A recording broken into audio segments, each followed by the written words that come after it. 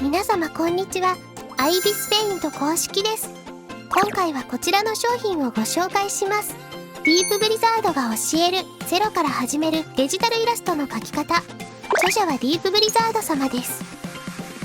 お値段税込1870円。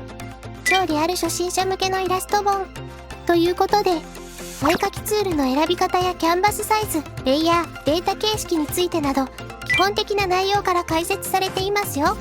内容はドリル形式で、毎日少しずつ練習できるように手順が1日ずつ紹介されています。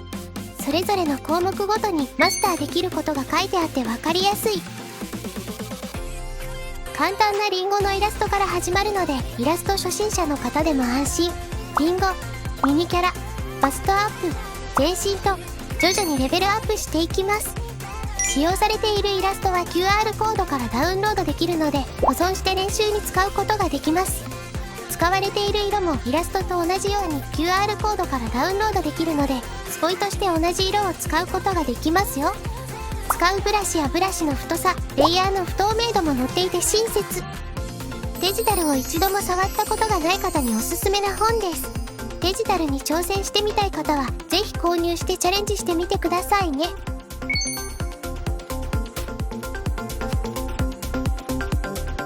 Ibis Paint